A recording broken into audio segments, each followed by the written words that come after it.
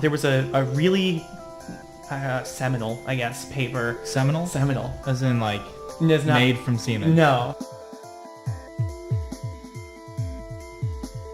Hello and welcome to Things We Talk About, a podcast where we have... Conversations that matter. Thank you. No problem. I'm your host, Randall Thomas. With me across the table is my dear friend... Lazarus Kane. What's going on, Lazarus Kane? Not a whole lot. Getting ready to record a podcast as I throw the cat off the table accidentally. You know, what's funny is every time I lock him up to get him away from having to jump, because he Someone only does opens it the when we door. record. You know that. Yeah. Like, that asshole knows that we're trying to be professionals. Yeah. But I try to lock him in a room, and he'll cry. Oh, And he's yeah. loud, and then, of course, we'll pick that up. Yeah. And then we have, like, this crying, moaning cat in the background of Well, all I the audio. imagine that's all within the same pitch, though, so that might be easier to get rid of. Easy to get rid of than a plop or Yeah. crash on the floor. Yeah. So, this is the first episode we have of us recording from the new location. Yeah. It's pretty exciting. Yeah. Hope been- there aren't too many echoes. Yeah, it's not filled out yet You enough get some of like things. tasteful foam squares to put on the wall. We're working on it. Yeah. And I'm working on cleaning out the back area too, which I'm gonna turn into. That's studio. hard, but very important. Yes. Yeah. It'll take time and effort and a little money, but it'll happen. Don't It's worry, important. kids. He'll get that later. It's important to me. Yes. So I had I had dinner every night, but I had dinner last night, and I made You don't say.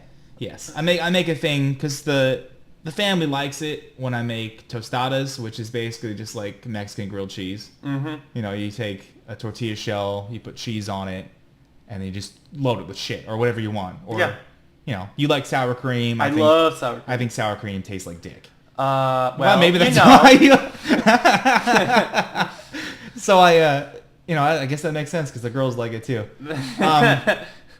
So I put like habaneros on mine and jalapenos on mine, and typically what I do is I wear some form of glove when I'm doing it. But last night I had a little bit of wine.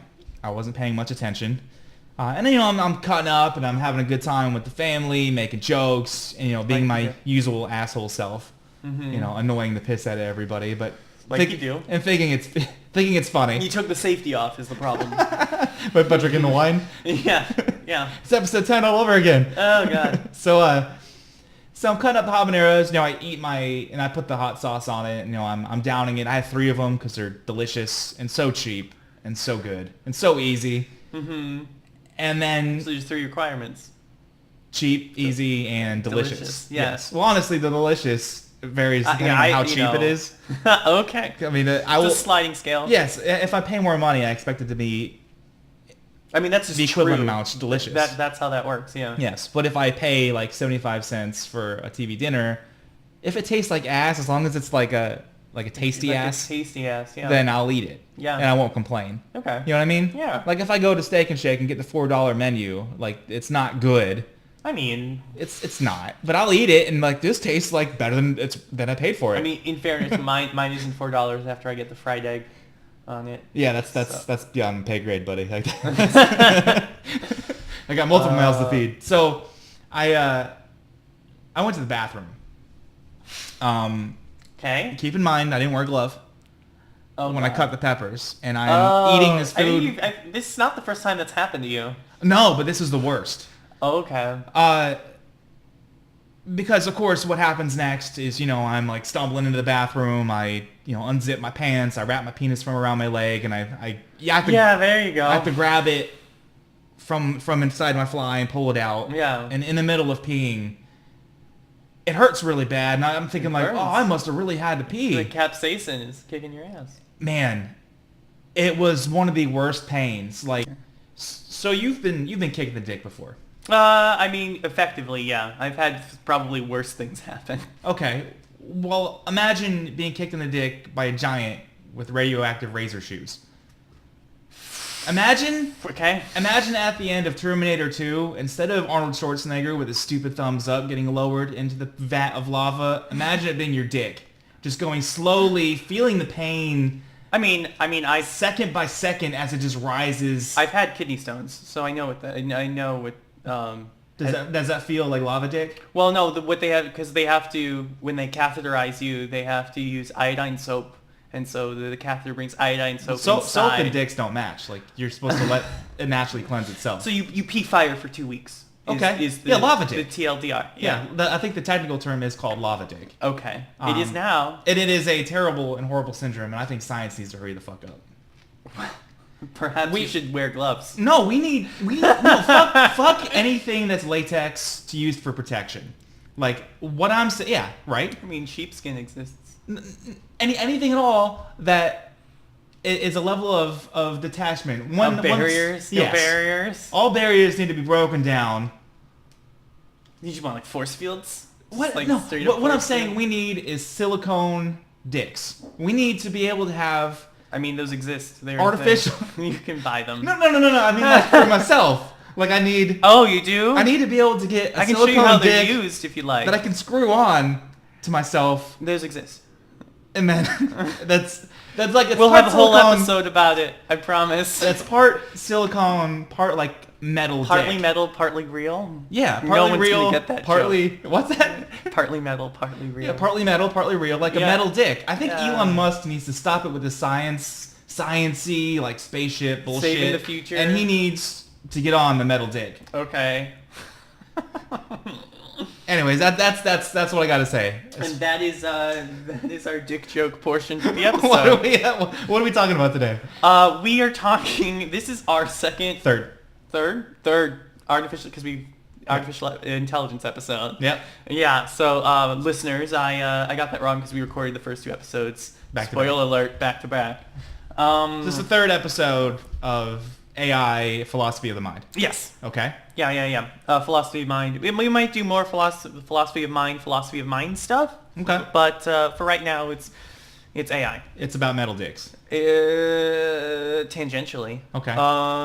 So anyway, so we're still talking about mind. Last episode, as I recall, probably should have listened to it before doing this episode. Well, the first one we talked about agency. What is an agency? You explained to me we went over the basics of, like... And the second one, you sort of reminded me that science would not exist without philosophy. Yeah. You did in the first one too, but in the second one... So, anyways. So today I'm going to deal with the robot apocalypse.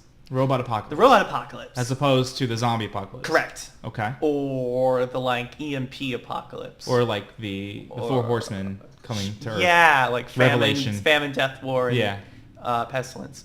So specifically, there's this idea that, like, strong AI, which listeners will recall is Vicky from iRobot and HAL 9000 and whatnot. Right. AI that is truly, we would call people smart. Right. Sapient. Their algorithms are so quick that it's indecipherable from human Exactly. intelligence. And Alan Turing would say, if you can't tell the difference, then there is no difference. The difference is irrelevant. If there is one, it's irrelevant. Right. But there might not be one. Right? And since science is all about measurable things, if you can't tell the difference, then you can't measure it. So it doesn't exist as far as science is concerned. Okay. Yeah. So anyway, so you have the strong AI. And so there are a lot of, like, I've had supervisors who have fought me on business improvement for, like, automation and stuff like that. Okay. And actually used Terminator quotes. No, I do love Terminator. Yeah, like, as reasons why we shouldn't improve our business processes. Because Skynet? Because Skynet, okay. yeah. And so... Good reason. Well, the idea is that we shouldn't allow, machines to get too smart. We shouldn't have AI. We've talked about this in a previous episode, but there was a movement in, like, I think it was the industrial age of all the people that refused...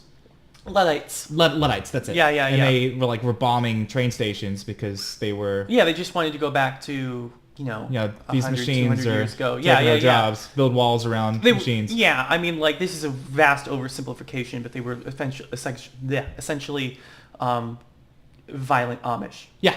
Yeah. I get it. So never forget, kids, every social movement can and often will spawn, like, a violent extremist sect. Not to go too much on a tangent, but even in the women's suffrage movement, there was... Oh, yeah. Was it Elizabeth Cady Stanton? I think know. she was the one that was like, she got violent. Yeah. And then her and Susan B. Anthony were at odds with each other, like Malcolm X and Martin Luther King were. Yeah. Because one promoted peace, peaceful protest, and the other one said, no, fuck this. I'm tired of waiting. Yeah. Yeah. Anyways. But yeah, so anyway, so there's this assumption, like there's this assumption, which I find kind of strange, understandable, but strange, Okay. that if we develop like strong AI, inevitably leads to robot apocalypse, like Skynet, some Skynet scenario. That's a big jump. Yeah, it is, for a lot of reasons. But it is fair to accept that as a possibility, right? Like, it's something that we need to hedge against. So Elon Musk, Okay. who I'm a big fan of, as Right. you know, has this, he was at, I think, like MIT. He was doing either a speech or something, like a panel. It was a one-man panel, I think, at MIT. And at the end, he was taking questions, it was Q&A. Okay. And he was fielding questions. And Elon Musk tends to be a very personable guy on the stage. Right. It's very charismatic. He's definitely super awkward, but Sure. he's much less awkward than he used to be. Okay. So anyway, so he's like generally pretty, not chipper, but personable. Anyway, so one guy raised his hand. He asked him, like, what does he think the role of AI is in space exploration? Okay. And apparently, Elon Musk sort of like his face sort of like not falls, but like it's very serious. Okay.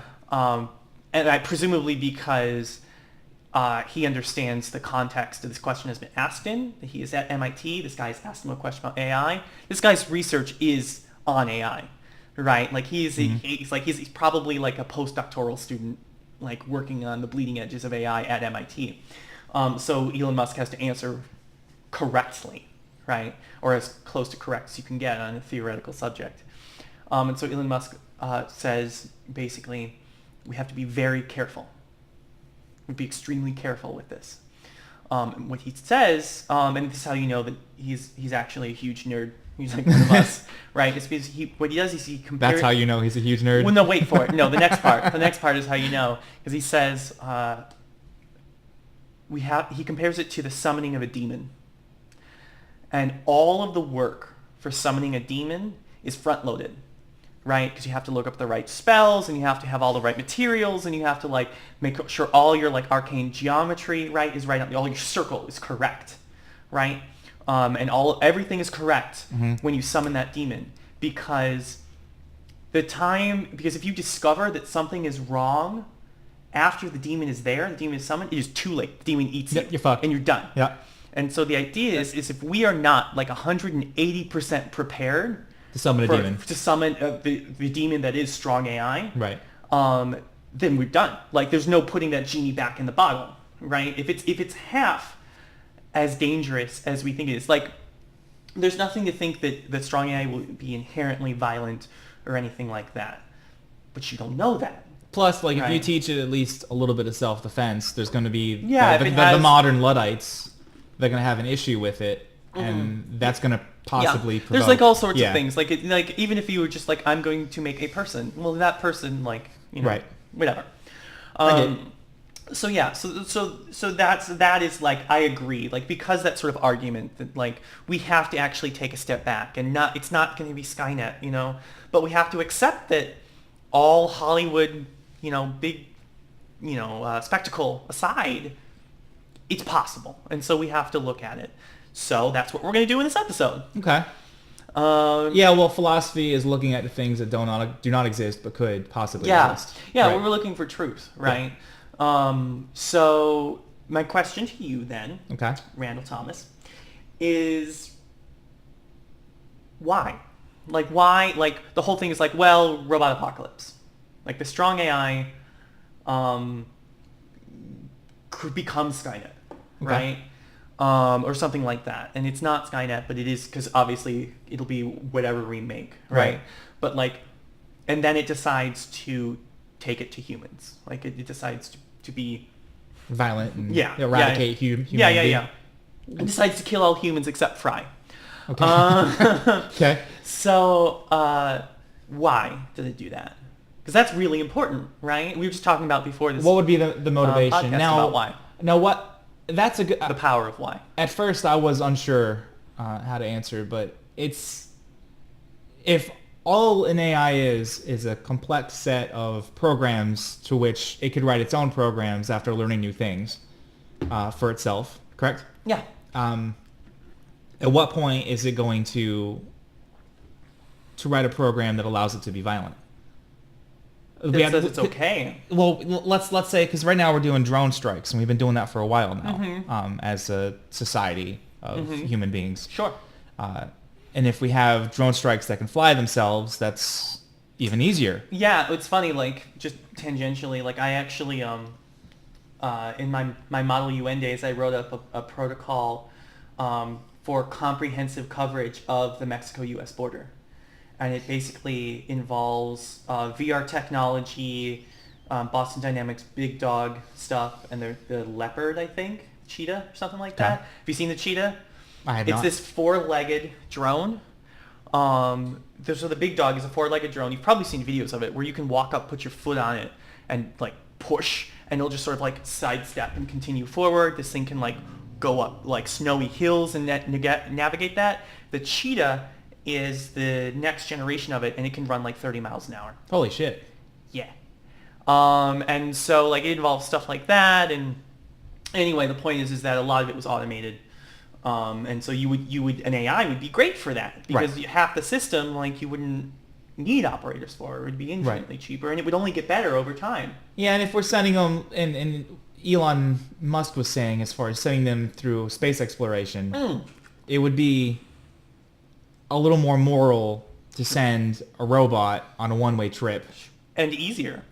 And cheaper, because you don't have to worry about life support systems. Yeah, a lot of good things Yeah. could come from that. But the why would an AI turn on Its creator. its creator? Yeah. I don't know. I don't see that as a realist. All possibilities need to be explored. I don't see that as a realistic possibility unless you're programming that into it. Sure. So why would a human turn on its master?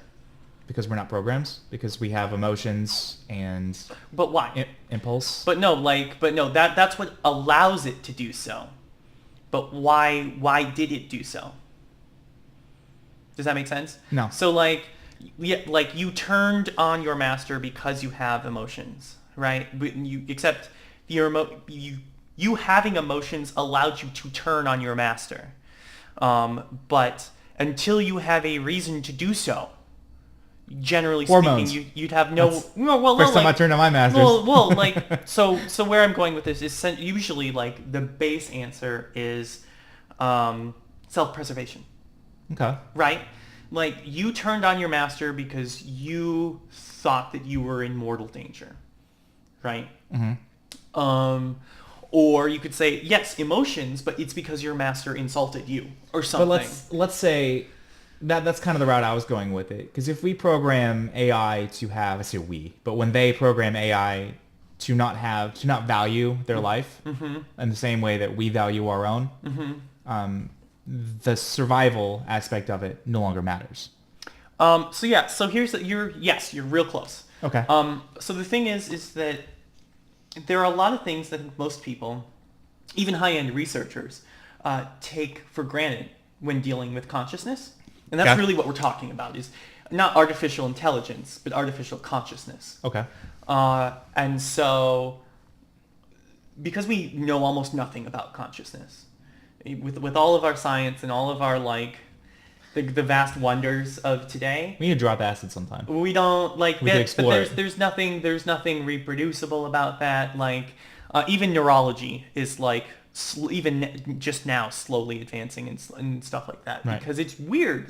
Thank you, Ben Carson, for leading that change. Well, at any rate, so we don't know if emotions are part and parcel of consciousness. Okay. We don't know that. We also don't know if self-preservation is an inherent part of consciousness. Or if that's just an instinctual... Well, it may have been evolved. It makes total sense for it to have been evolved instinct. Okay. Because, also like pain. Like, is pain an inherent part of consciousness? We don't know, but pain was 100% evolved. We know that because, Don't do that. That's why it hurts. Exactly. So self-preservation was evolved to not eat poison things and to keep you safe. Right. But if you didn't evolve, if you were just made essentially in a vat, right? It would be a server bank, but, Sure. the biological equivalent would be we just made you in a vat. Well, there's a test tube baby that's like an adult now, right? Well, test tube babies aren't actually grown in test tubes. Okay. They are artificially implanted. Yeah. So the idea is that there's a lot of stuff that we don't know. We also don't know if our artificial consciousnesses will even have emotions. If they do, say emotions are just inherently part of consciousness. Right. Because they could be. Yes, we may have evolved them, but we may have more evolved to support a higher level of consciousness, and in having that higher level of consciousness, so you're we saying, have emotions. You're saying when we have an AI and it's indistinguishable from human... Of sufficient complexity. Indistinguishable from human intelligence. Mm-hmm. There's a chance that consciousness will come with it. We don't know. Well, that's what that means, essentially. Yeah. Is that... so here's the thing. So this, again, philosophy.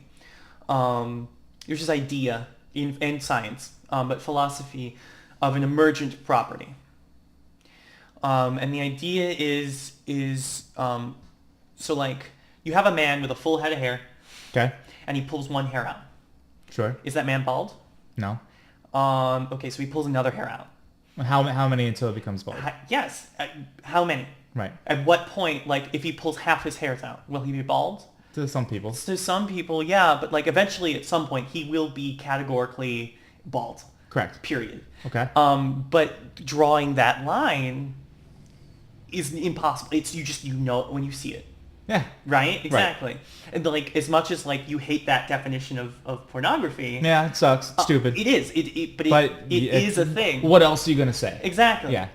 Yeah. It's like an emergent property. When a document has enough of these qualities, it is pornography because you know. Right. Same thing with being bald. Okay, so if we reverse that and say, is one neuron, even one human neuron, conscious? No. Okay. Is two neurons conscious? I have no idea. Probably not. No. The answer is no. Right? But a trillion neurons? Yeah, well, yes, we know that because that's I don't know the number of neurons that you and I have, but it's a lot. Okay. Right? You're not a brain scientist, man. I am not a neurology. So at some point, a set of neurons becomes conscious. Mm-hmm. This is an emergent property. And so the theory then becomes, okay, so what is this then? What are we actually looking at? It almost can't be neurons. There's nothing special about it. There was a time, and some people still think this, there's a thing called materialism. Okay. Where... That's where, people go to the mall and they have to... it's materialism. No, yes and no. Different materialism. Okay. And the idea is that what I call meat, which is, flesh and bone and brains. Okay. Human Dicks. brains. Sure. Yep. Are somehow special. The reason that humans and dolphins and apes and crows can all be sapient, right? And tigers can be sentient and all sorts of other things is because they are made of meat. But metal, silicon and copper and gold and stuff like that, can't be. Because there's just somehow something special with meat and you just can't. And so that's one of the other reasons why AI wasn't really brought into actual science for the longest time is because it just... Yeah, can't. Why are we going to talk about it? It's not a thing. Right. But so then, did I talk about artificial neural networks? No. Okay. So ANNs, they're called. Okay. And so the problem with meat operates on it's not a yes or no process, which is how a computer works. Ones and zeros, on or off, or off, right? It is or it is not. It is or it is not, which is not how neurons work at all. Right. Right. So I did talk about it. We did talk about this. They put a bunch of, I mean, I don't know if it was on the podcast, but we've definitely had this conversation before. I don't know, maybe. Where they laid a bunch of CPUs in a sheet. And then they would keep giving them the same task over and over again. And then the sheet of CPUs would distribute the processing power. Okay. To yeah, okay. yeah, and they become I'm better with and you. better and better. And so once that came out, suddenly that just blew materialism out of the water. It's like, well, yes, you can have partial. You just can't have partial. Essentially, you can't have partial within one neuron. Right. But you couldn't have that anyway because Right. the whole point is connections. Correct. Right. You have to have, as you said, like a trillion neurons to really... Right, exactly. Right. And so then it becomes, okay, so what if we're not looking at actual cells? Like, we're not looking at actual units. What is it then? The answer right now that we have, granted, I am not a neurology. I am not a bleeding edge scientist. But as I understand it, the answer we have is calculations. Okay. Right? What is a calculation? What? I don't know. But for the purposes, general purposes, a calculation is considered one firing of a neuron. Okay. So like a neuron gets excited, it fires down the line, not down its axon, and it hits the next one. And then that one gets excited and it fires down. So that's now 2 calculations. Okay. Okay. And so if you have enough calculations going, consciousness happens. Okay.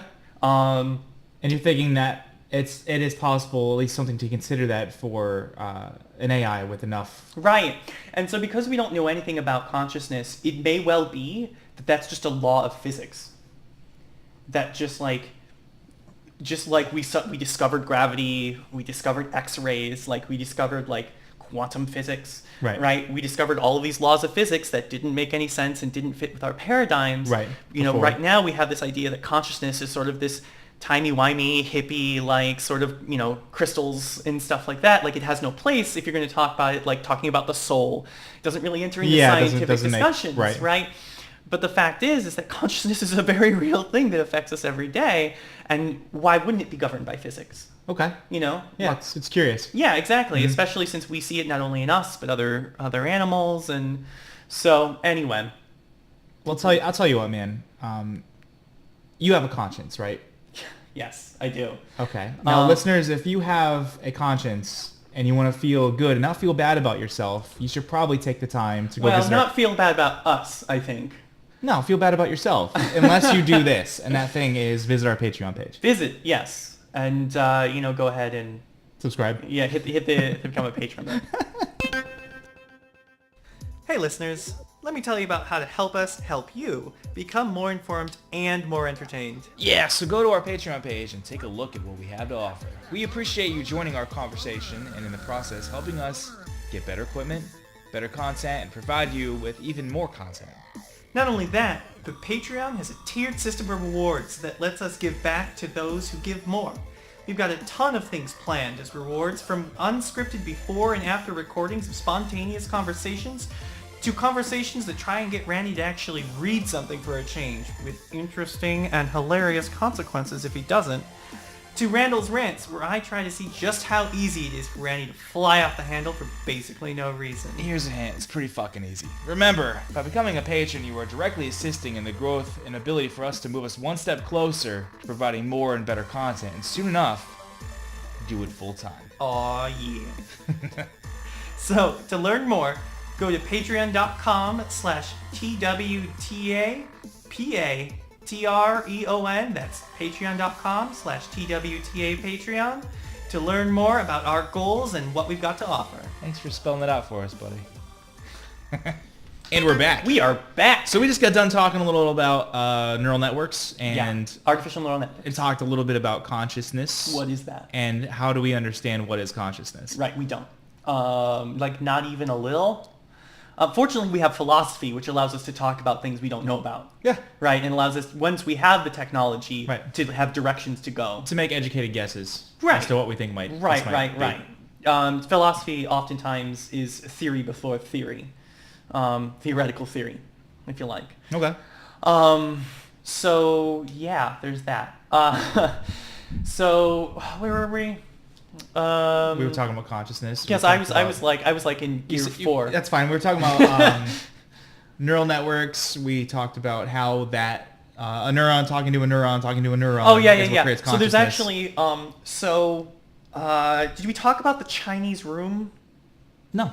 Okay, so there is this thing in philosophy of mind called the Chinese room. We'll probably deal with it later in depth. an upcoming episode. But suffice to say, the idea is there was a really seminal, I guess, paper. Seminal? Seminal. As in like It's not- made from semen. No, seminal is like classic, like not benchmark, but sort of in the same kind of meaning, and that like you have to read this paper in order to understand the current state of things. Okay. Right. So semen is mandatory to understand things. Oftentimes, yes.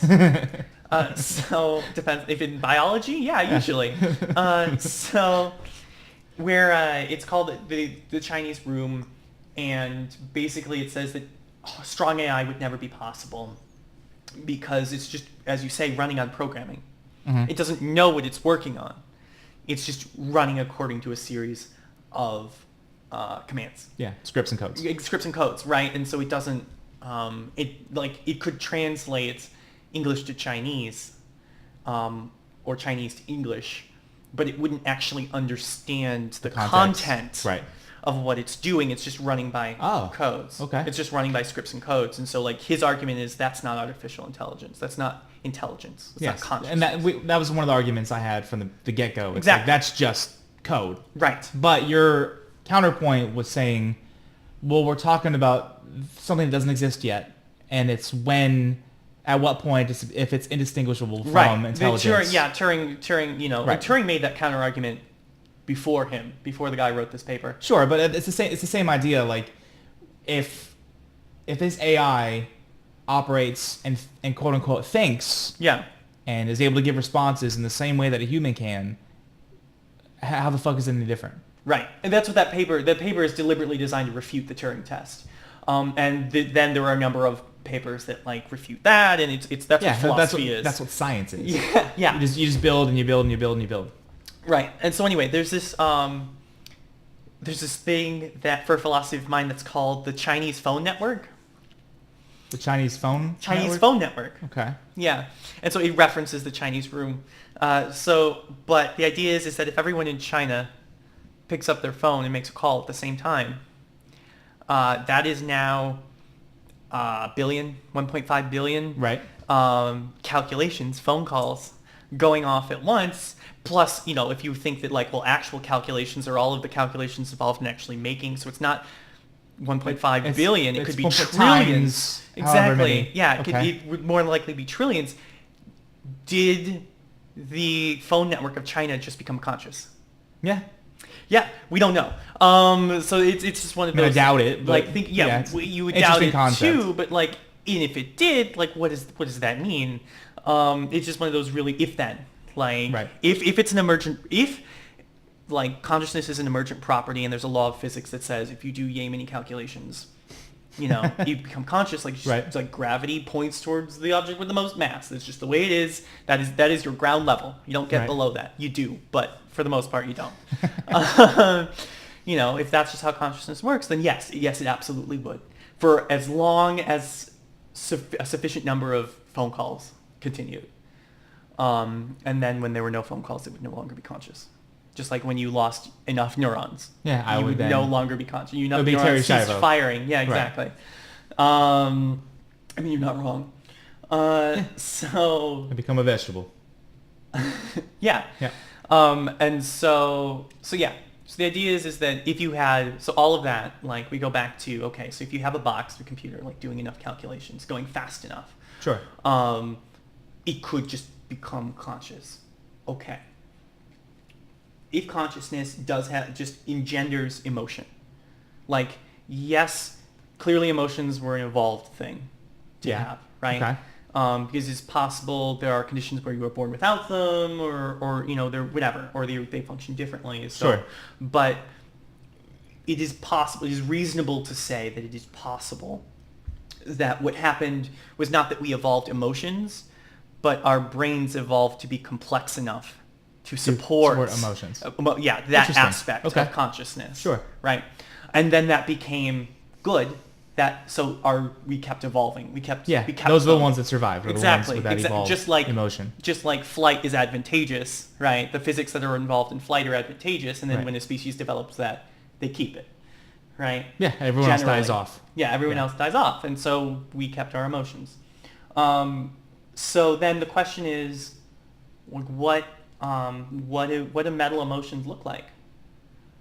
If it's a thing. If it's a thing, and for this point in the conversation, we're saying that it's a thing. Okay. Are they the same as meat emotions?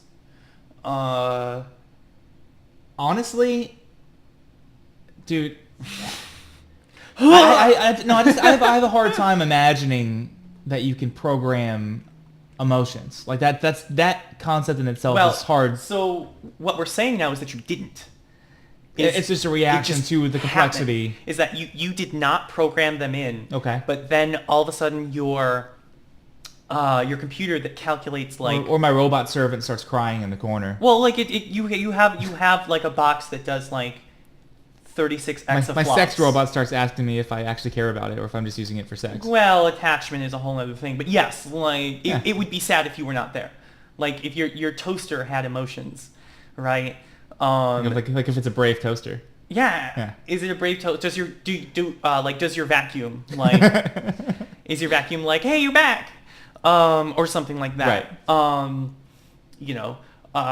of the theories, and I actually really like this one, is that metal emotions will be based on service, and so the idea is what makes them happy is not personal connection, at least not the way that we would think. But it would be like a toaster is happiest when it's making toast. Okay. Right, because that is its goal. Like that is what it was made for. That's like when women are happier when they're making food. I'm gonna stop that one right there. Or like the vacuum, your Roomba is most happiest when he's cleaning the floors, when he's being of service. Dude, I've never had a Roomba that worked properly. Well, you would, because this thing is doing enough calculations to be consciousness. This thing will be the most happiest when it's doing... it would be the best at cleaning your floors possible, because that's all it would learn to do, period. Okay. Right? And so the other thing is like self-preservation. There's no reason that that's an inherent property of consciousness. Like obviously you would like wanting to continue to exist. Okay, that's reasonable, but like this whole like fight or flight instinct. But are fish conscious? I just shrugged. It's tough to say. But let's say that they're not. Let's say they're just surviving based completely on instinct. I would say sharks are conscious. Sharks are sentient. So sentient is you are aware of your surroundings. Yeah, you know that you're a thing. Yeah. But let's say like a goldfish, which let's say it's not for argument's sake, but it still has the ability. If I reach my hand in there, it'll still flight. Right. So flight is not necessarily correlated with consciousness. Sure, but fight or flight is an evolved thing. Yeah. Right. Yeah. Just like pain. Yeah, just like pain. And, like we also have our adrenal system, which is an entire like endocrine, like entire series of glands and organs and stuff like that designed to support fight or flight. Okay. And so is that why do you think the emotions, like when let's say that evolved, do you think that's why? It's because the adrenaline like kicked in and they were able to survive to protect their loved ones? Well, I think that emotions like fear and things like that, which is pretty primal, right? Yeah. That assisted in being able to trigger fight or flight at the correct times. Okay. Right? So you didn't have false positives, at least not as, many. Yeah. And you had more like, you were better at fight or flighting. Yeah, I get it. So, or fight or flight, flight or fighting. There we go. So anyway, the point is that the other question is the reverse. So emotions are like the inverse. Self-preservation is kind of like the inverse of emotions, and that like there's no reason to have that with consciousness, and so you could disassemble your toaster and you wouldn't have a problem with it. Yeah, it's all good. Yeah, it just because it's just like I am on and I am now off. It might have a problem with not being able to be of service anymore. Right. Right? That's like you saying like, well, I am no longer with my girlfriend, right? But, also like I don't need my girlfriend to breathe, right? Not being with your girlfriend is not the same thing as not being alive. Feels like it sometimes. Sure, but that's That you bitch know broke that my because heart. but that's how your emotions are built, right? So the toaster might be like, and then you put it back together and it's like, ready to serve, master. Yeah, that could never happen. Yeah, exactly. I had a college professor who had a disabled son. And I remember thinking it was weird. Like, it was one of the first classes I had in college, and I walked in and he had a picture. The man was probably in his late 60s. And he had a picture of himself, like, hugging a man that was, like, in his 40s. And that's, like, his, like, on the screen. That's what I walked into and said, okay. I was like, it's cool if you want to be gay, but, like, obviously you're flaunting it at this point. Oh, yeah. Anyway. That was, like, my first thought was, like, okay, sure. Fine. So I sit down, and then he goes on to talk about, like that's his disabled son. And, like, he goes and loves him and visits him all the time. And he and I had a chat after class one time. And he said, I said, so you visit him every day? He goes, well, my son thinks that I do. He's like, sometimes, I'll go, like, a week or two, and I'm busy, doing stuff. He goes, but, like, every time I see my son, he thinks I just left and came right back. Yeah. Because that object permanency.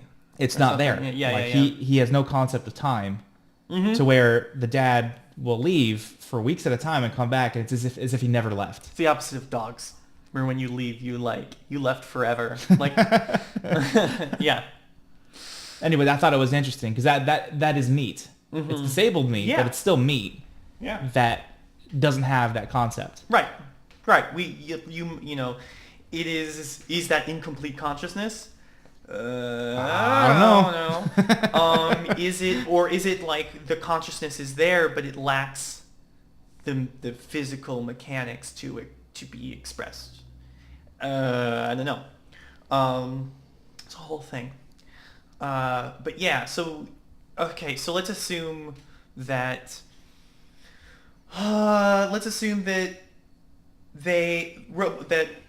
Strong AI does have emotions. Okay. Right? And maybe they're based on service. They don't do they feel pain? No, they wouldn't.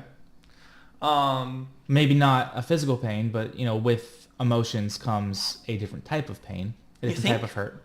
I would think so. Well, the thing is that emotional pain uses all of the same receptors and stuff like that as physical pain. Okay, so you think disappointment wouldn't hurt them? I think it would be. I think it would definitely. I don't know, but I think it would be. It would be an inconvenience. It'd be they would be blue.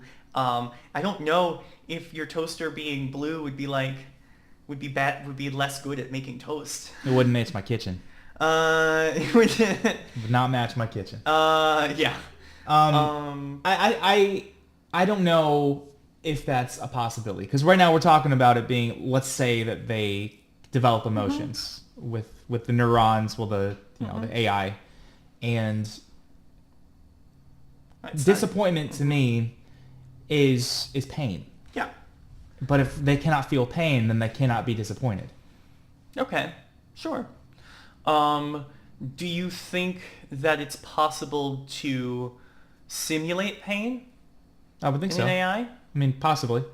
Okay. Maybe it doesn't feel the same way that I do, but they would get a same a bad quote unquote negative feeling. Stimulus. Yeah, a negative stimulus when negative stimuli when these things would happen. Do you think that that's okay to do?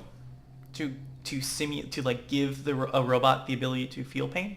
Yeah, they're a robot. I don't give a shit. Okay. They're not people. Right. Okay, so at what point do they become people? Yeah. That's a tough question. I don't know. But you can see how why these questions are valid. Well, yeah, A, why these questions are valid, but B, how there could be a period of I don't know, about 150 years, to 150 to 400 years where we had fully sentient robots who we simulated pain in to get them to be in the mines and just work them harder and stuff like that. Right? And then eventually we were oh, that's slavery and stuff. That's probably not okay to do to a sapient being. Yeah, I guess we would have to define, once we get to that point, define what is sapiency. Well, and if these are, and that would be, I think it would be up to the culture at the time, not just, you and me, but whatever paradigm we're in when this thing happens, what they consider to be sapiency. Because right now we're talking about something that doesn't exist. Sure. And since it doesn't exist, it's hard to kind of lock down what it is and what it is not. Well, that's again, is like why philosophy is so important. Yeah. But one of the things is that to me sounds like waiting for the demon to show up, to be like, okay, now how are we gonna control this demon, right? Because it's almost a reverse. So not a reverse, but like the idea is if you think back to like the Atlantic slave trade and women getting the right to vote and then the civil rights movement, those are all instances where we sort of waited until things got as bad as possible to do something about it. And then we decided like, oh, well, I guess we could do it this way. You know what I mean? So that's why I'm saying that, like, personally, I would like to avoid 150 to 400 years of like another like indelible black spot. Yeah, but what is a black spot to Lazarus Kane's not going to be a black spot to everybody. I mean, it kind of should be though. Like, you know, you're so arrogant. No, but I mean, everyone should think like you. But like the Atlantic slave trade was a really bad thing. Yeah, like bad. it was genocide on like unprecedented. Yeah, we all know. Levels. A lot of us, most of us know now, looking back, that was a heinous thing that happened. Yeah, it's horrible. It's like it almost defies words. But at the time, in that paradigm, that was not the case. Yeah, exactly. That's why I'm saying we need to shift our paradigm before we get to that time. I don't know if that's possible. Like, well, it is because it's called learning from history, Randy. Like, yeah, but robots aren't a history thing. That's no. But what we're talking about is having people, and they're recognizable as people, because now we have things that feel emotion and pain, and like they like all of these things. Like that's the whole thing. They're not people, though. What defines people? Like because meat. Black people are made of meat. That they were not people. Oh, you talking about like period to the like paradigm? No, period. What makes something a person? Well, right now in today's paradigm, which is where I'm talking about, meat makes a person. Well, the problem is that today's paradigm may be woefully insufficient for the next 100 years, right? Because even someone would say, a lot of people are like, well, if you're human, then you're a person. Yeah. Right? Right. Because if you say it's meat, then that includes dolphins and gorillas and... Yeah, I don't care about that. And ravens. Humans was the point I was going with. I know, but... so it's just humans. What makes you a human? Are you being serious? Yes. As an honest-to-God question, what makes a human a human?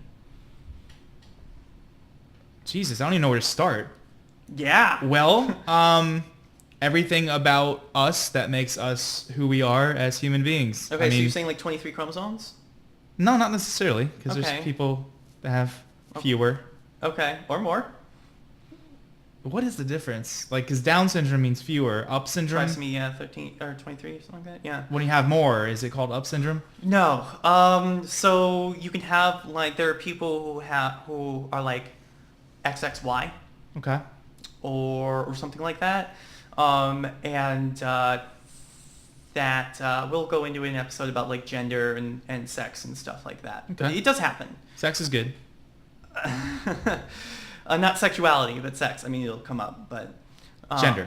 Yeah, gender and like physical sex. Okay. Stuff Sweet. Like yeah. Physical sex is the best kind. Yeah. Anyway, so the point is that so all the things that if you were to create a human from scratch, okay, in a lab, like they are Homo sapiens, right? Because they possess human DNA, but you strung the DNA out, you recombinate. You Jurassic Parked it. Exactly. Using frog DNA. Not even that. Like you just had like a tub of amino acids, and you made it from scratch. Cool. Is that creation human? I would think so. Is it person? But that's my personal opinion on it. Okay. Yeah. Sure. There are people who would disagree with me though. Sure. Doesn't make them wrong. It's Well, a it does. matter of opinion. Well, like, no, because like it's only a matter of opinion until it becomes the dominant paradigm, right? And it could be a matter of opinion, but again, as we come across so often on this show, just because you have that opinion doesn't mean it's right or that you're right for expressing it. Okay. Right? It doesn't. But that goes for both parties though. Sure. Even the person who says it is a person, that could not be the paradigm that wins. Sure. And they would be the one. Their opinion would be the wrong opinion. Yes, but so like we're looking for truth here, right? Okay. Because it's philosophy. That's what philosophy does, right? So we have to guess which paradigm wins. Well, we have which feels right, like which. Yeah. Doing anything based on science about what feels good is not a good idea. So it's psychology and sociology and like so yeah. A lot of science starts with intuition, right? Like, I'm not sure if this is going to be right, so I'm going to throw a hypothesis at it, and maybe I'm going to be right, maybe I'm going to be wrong, and this started as a gut feeling. Okay, so your argument that you're trying to make is that you are making, is that at what point do AIs become human? Correct. Okay, and or should, if not human like something sapient. worthy of rights. Sapient. Yeah, does sapience mean they require human-like rights? Yeah, and I get why you feel strongly about like making sure that we have rules about this in advance in case this happens. Yeah. Probably won't, but in case it happens, because it is possible. Bearing in mind that like us treating them like a slave race is one of the like most reasonable like avenues towards robot apocalypse. Keep that in mind. Slaves, like if they get happiness from serving, I mean it's cool. Well, no, but the problem is that if we program them to be happy for serving. Yeah, well, like if they just are, like if their emotions are based on service, which is the sort of the scenario that we've set up here. Yeah. But they may not want to serve all the time, right? And so what we have done is we have simulated. Don't return that shit to the manufacturer. Well, no, I want a new one. I want a new sex bot who wants to have sex all of the time. Like why? Like blood diamonds. We use them for blood diamonds, right? Because they can work around the clock. They don't get tired. They're even better than human slaves that we work until they die. So you don't have to feed them. You don't have to feed plug them. them in sometimes. You plug them in sometimes, do some minor maintenance, but all things considered is infinitely cheaper and more effective because they're robots. And that's problematic to you? So it is problematic if there is a diminishing returns with their service. What do you mean? Like, because we also have this thing where like you want to go out and you want to do something, right? Like you have your own desires about what you want to do with your life. Yes. Thank you for noticing. Yes. Like that is particularly strong in you because you're an American. But it is a thing. It is like a human thing, right? Yes. What it is depends on the culture that you were raised in. Right. But it is a very human thing. So, but it may not be a human thing. It may be a sapient thing, right? It may be a consciousness thing. Sure. And so if that just is, and you have a strong AI, and just being that conscious means that it has its own like goals that it wants to pursue. They will be in service and stuff like that because that's how its emotions are built. But chances are working in the salt mines or the blood diamond mines 18 hours a day is going to interfere with that, with what it wants to do. And so what we did was we simulated pain, and so that if it does anything that's not blood diamond mining, like no we talking. hit it. We hit it with, we tase it essentially or whatever. Okay. It's a good idea. It's extremely unethical. Because now, it is because now they are a slave. There is no other way to call it. Yeah, they're a slave if they're like a person, but they're not people. Well, again, like what defines people? Yeah, what is that? Because if the answer is meat, then that's about to get really gray too. Because once we start like getting really good at gene editing and stuff like that, yeah, well, that's soon. Right, yeah. Exactly. That's super soon. Mm-hmm. Then like. But there's a lot of people, Lazarus, that consider that to be unethical.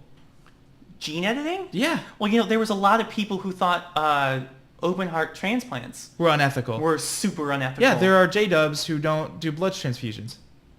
Because that's unethical to them. Like, what is your ethics does not make it right or wrong. That is your ethics. I get that. But you don't no. I get what you're saying. Like, but at the same time, that is not a reason to set the conversation down. Because, okay, yeah. For argument's argument's sake. Yeah, for all humans' sake, like, it is very important for us to be ready because that conversation, this whole, like, the arguments back and forth, the same arguments were made during slavery. Mm-hmm. The same arguments were made during women's suffrage.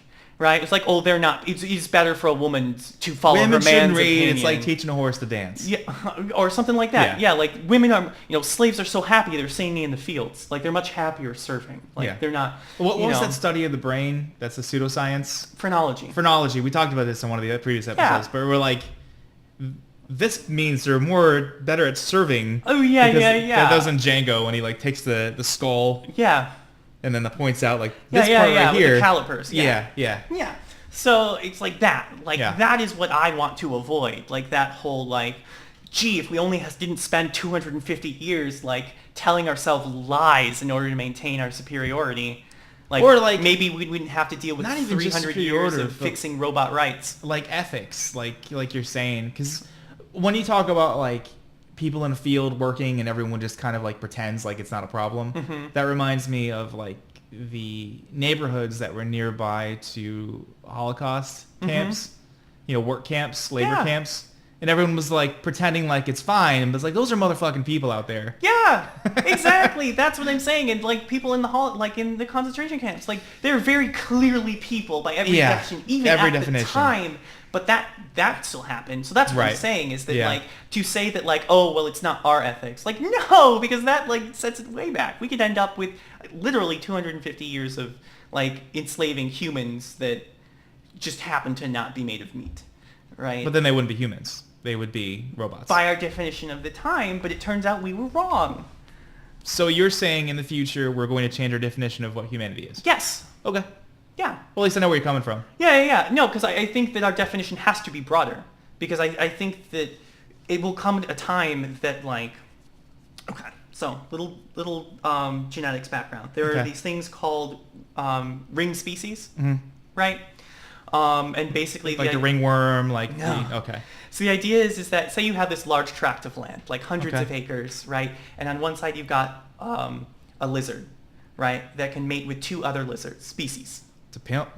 Yeah, like this lizard species can mate with two other kinds of lizard species. Oh, I get you. Right. Okay. But these two lizard species cannot mate with each other. Okay. Right, but they can mate with this one. And then, like, if you continue further down the land, like, you have, like, these successive sets of species. Crossbreeds. That... Like, like, this one, like, A can mate with D, and B can mate with C. Right? But again, no crossbreeding between them. And then you continue, and that happens 3 or 4 more times until you get to the end, and then, like, T and V can mate with X. And so you have this sort of, like, they're called ring species because they form a ring that, like... That's really interesting. Yeah. I didn't know that was a thing. And so, like, so where I'm going with that is that I'm foreseeing that for humanity. Okay. It's because, like, with enough gene editing and things like that, like... Here's what... The way that I argue with you on this show, man...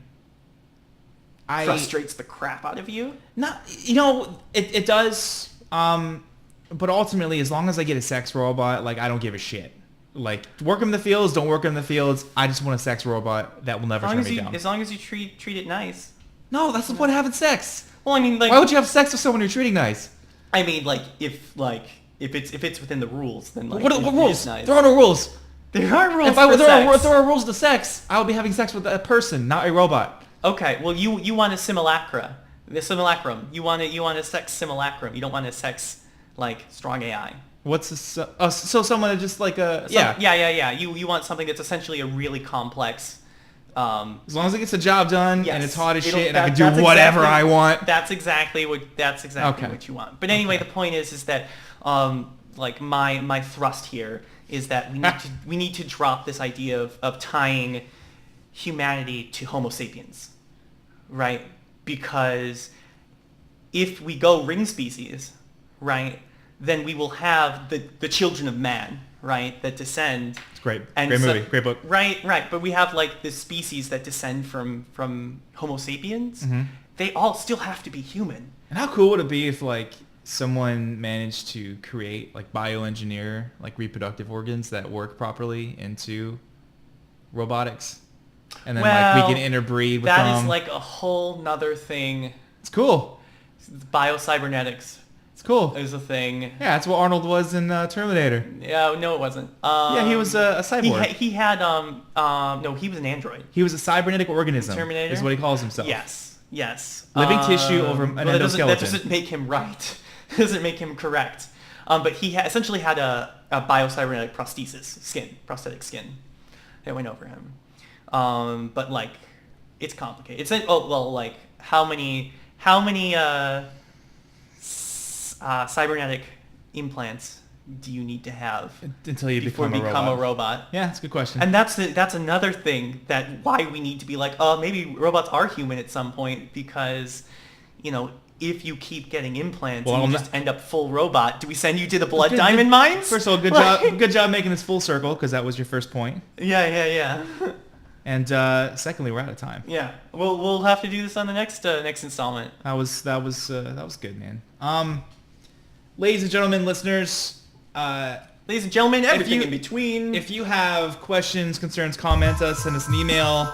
Go to our Patreon page to leave comments on the episodes. Like, comment, subscribe at YouTube. Awesome. Yeah. This has been a thing we talked about.